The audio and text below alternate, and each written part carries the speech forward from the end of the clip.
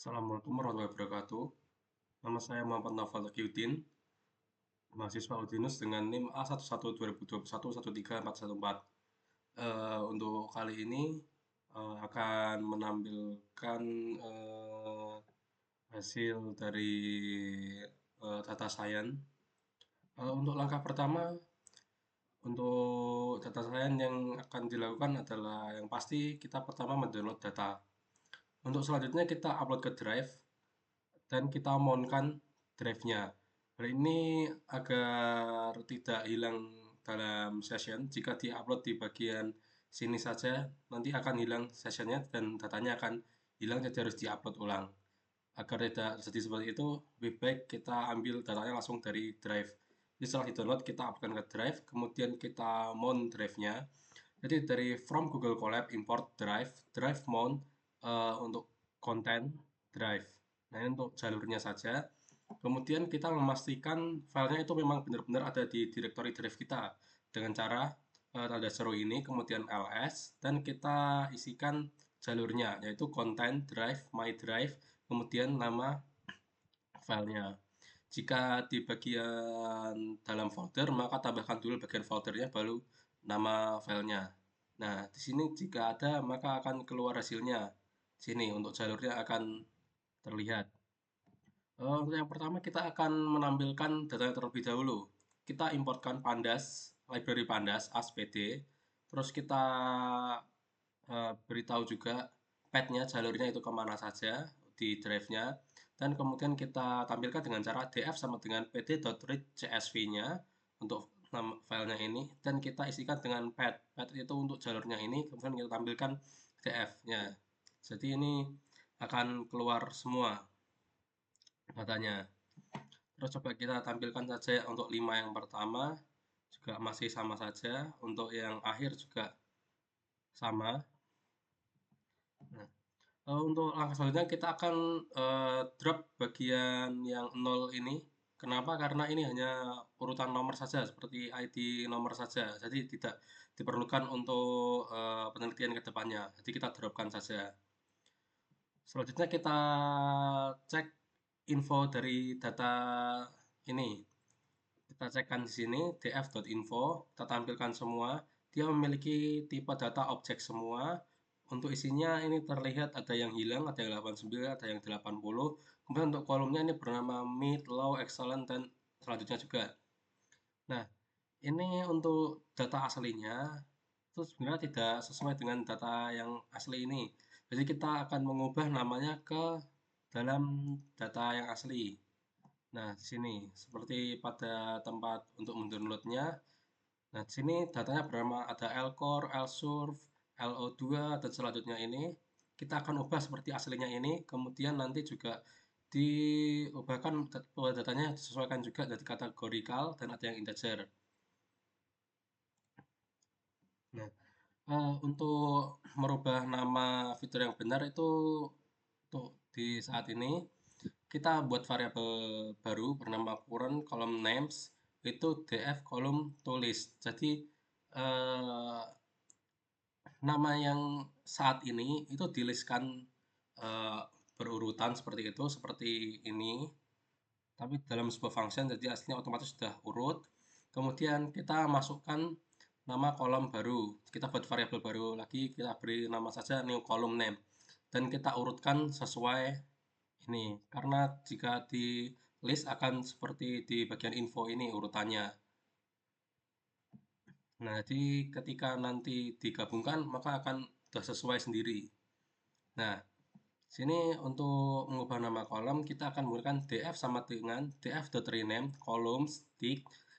Terus kita zipkan ke current column name yang sebelumnya dengan new column name. Jadi digabungkan gitu, digantikan. Jadi yang tick ini sebenarnya untuk sebagai pasangan antara yang sebelumnya dan yang akan diperbarui. Nah, yang zip ini digunakan untuk menggabungkan. Selanjutnya kita tampilkan di fetch saja. Kita tampilkan 5 pertama apakah ada yang berubah. Ya, di sini hasilnya sudah berubah untuk namanya semua. Untuk selanjutnya kita bisa mengecek nilai unik dari setiap kolom untuk mengetahui apa saja isinya. Di sini diberikan perulangan for call in df column unique df call dot unique. Kita printkan saja setiap kolomnya untuk nilai uniknya untuk hasilnya ini. Nah, di sini terdapat hasil juga. Di sini ada data yang hilang pasti akan bertulisan none. Kemudian di sini juga ada data yang kurang benar karena di sini yang lain untuk bagian comfort ini semuanya angka, tapi di sini ada tanda tanya satu. Ini kita harus ubah juga. Nah, kita akan mereplace namanya menjadi none saja. Jadi kita anggap datanya itu memang hilang, diubah jadi none dengan cara df sama dengan df.replace tanda tanya ini diubah menjadi pt.na. Jadi kita anggap saja itu hilang. Kemudian kita cek lagi apa sudah berubah dan sini sudah berubah jadi dianggap hilang juga. Kemudian kita bisa mengecek missing value-nya. Untuk missing value-nya di sini ada di bagian LO2 itu 9 hilang, source STPL juga hilang 9, di bagian comfort hilang ada 12, di decision ATM text ini ada satu yang hilang. Kemudian kita bisa mengisikan missing value tersebut. Karena ini bertipe datanya tidak integer atau float, jadi kita lebih baik mengisikan dengan nilai modus saja.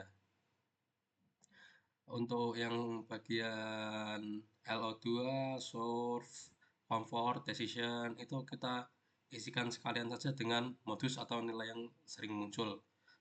Nah, dengan cara df, terus nama yang akan diisikan sama dengan df, nama yang diisikan lagi, itu dot fillna diisikan dengan data frame di bagian misalkan yang LO2 ini LO2 dan kemudian ditambahkan juga dengan uh, untuk metodenya yaitu yang modus ini dengan mode dalam kurung 0. Jadi diisikan hanya untuk setiap modus dari kolom ini dan selanjutnya seperti itu juga. Kemudian dicek juga nilai uniknya lagi apakah sudah terubah. Nah, sini juga sudah terubah sesuai dengan bagiannya masing-masing. Lalu kita cek lagi apakah memang missing value-nya benar-benar hilang.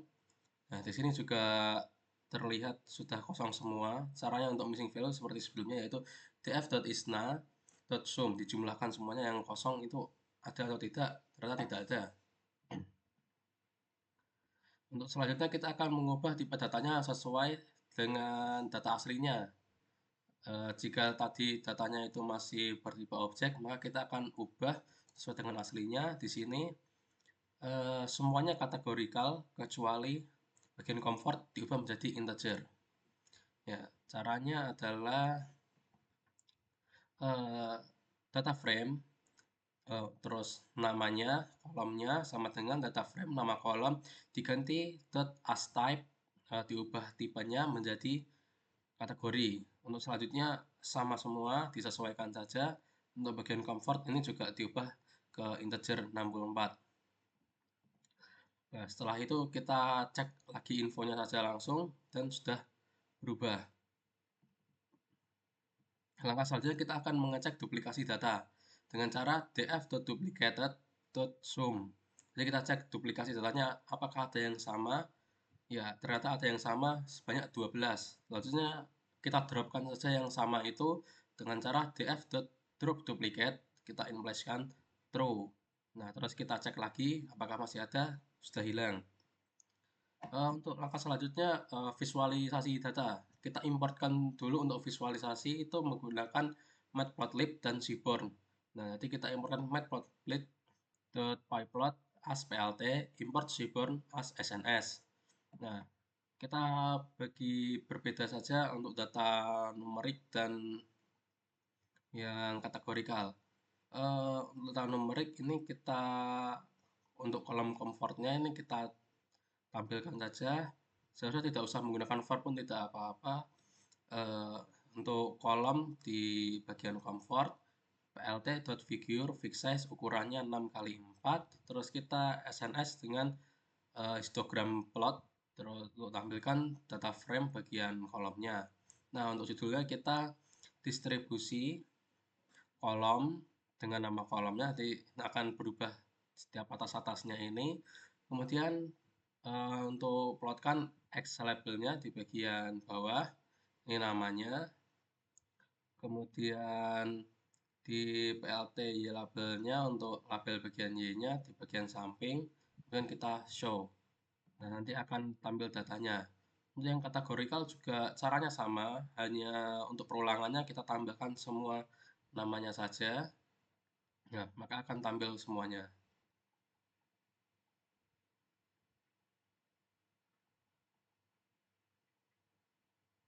Oke, langkah selanjutnya kita akan membuat korelasi heatmap. Karena korelasi heatmap ini menggunakan semuanya angka, kita butuh merubahnya dulu menjadi dari data kategorikal menjadi numerik dengan encode menggunakan import dari ordinal encoder. Nah, jadi kita pertama importkan dulu library-nya from sklearn.preprocessing dari scikit-learn ini kita importkan ordinal encoder. Nah, jadi ini untuk mengencode kategorikal menjadi numerik. Nah, kita tentukan dulu uh, fiturnya. Jadi ini kita tuliskan saja di sini kategorikal fiturnya. Kemudian buat objeknya dengan nama encoder sama dengan ordinal encoder. Kita masukkan saja fungsinya. Kemudian kita lakukan encodingnya dengan cara data frame kategorikal fitur yang di atas ini untuk setiap datanya kita encode dan kita fit untuk transformasi menjadikan data frame itu kategorikal fitur yang terbaru ini. Nah, nanti datanya akan berubah jadi bernilai numerik semua. Ya. Selanjutnya kita akan menampilkan dengan heatmap. Jadi untuk menampilkannya kita hanya akan menambahkan plt.figure ukurannya 10x8, kemudian kita tampilkan dengan heatmap sns.heatmap data frame correlation-nya seperti apa. Ini function untuk correlation, annotation-nya true, gmap-nya ini hanya untuk warnanya yaitu column, jadi ada merah dan biru. Kemudian kita beri judul dan kita show saja. Ya, sini sudah terlihat korelasinya, ada yang sangat kuat dan ada yang cukup lemah juga. Ya. Untuk selanjutnya kita akan menyeleksi fitur yang akan digunakan. Jadi kita pilih yang fiturnya yang kuat-kuat saja, yaitu dengan cara jika di heatmap, cara membacanya itu semakin angkanya mendekati 1 atau min 1, maka itu korelasinya akan kuat. Jika semakin jauh dari itu, maka korelasinya lemah. Jadi kurang baik juga. Jika semakin mendekati ke bagian tengah ini, sebenarnya semakin jelek. Jadi baik mencari yang mendekati min 1 atau 1. Nah, untuk dilihat di sini yang bagian korelasinya rendah antara fitur ini dengan targetnya yaitu decision ATM text itu sini ada LSURF ini 0,15, kemudian LBP 0,15, core STPL 0,16. Untuk yang lain ini bisa mendekati antara 0, min 0,1 min 1 atau 1. Ini kan sudah sesuai semua. Ini bisa min, ini mendekati min juga, mendekati 0. Ya. Lalu kita dropkan saja data-data yang jauh itu. Kemudian kita cek info saja lagi apakah yang berubah. Sini juga sudah berubah, datanya sudah banyak yang ke drop. Kemudian data type-nya juga berubah jadi float 64, yang comfort tetap INT karena sudah numerik.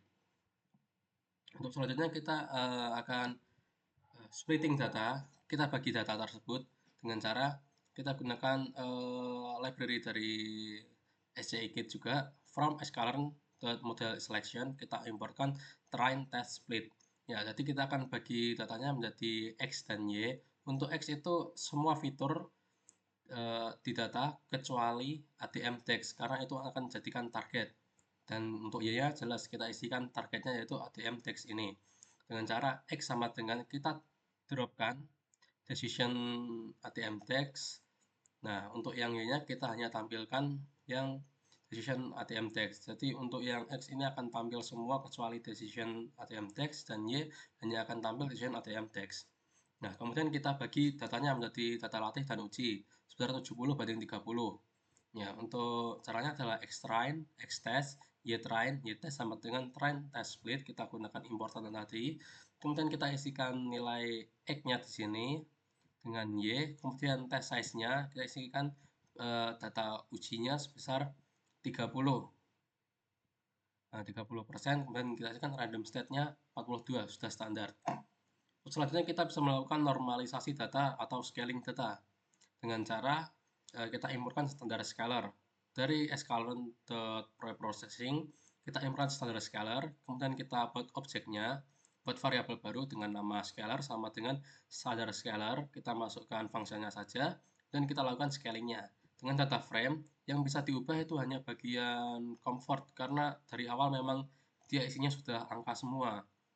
Jadi kita ubah data frame convert sama dengan scalar.fit transform data frame untuk bagian comfortnya saja. Nah, untuk selanjutnya kita bisa modeling data dengan decision tree.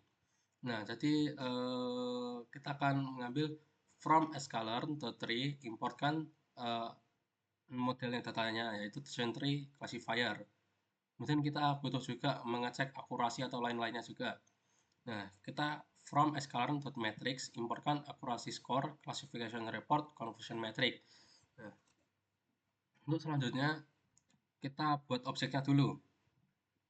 Nah, dengan nama decision, variable decision ini kita masukkan saja fungsinya dari decision tree classifier random state 42.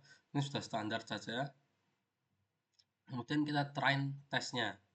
Decision tree .fit xtrain dan dengan ytrain. Kemudian kita buat prediksinya dengan variable y prediction sama dengan decision.predict dari x testnya. Jadi yang untuk prediksi diambil dari tes-tesnya saja.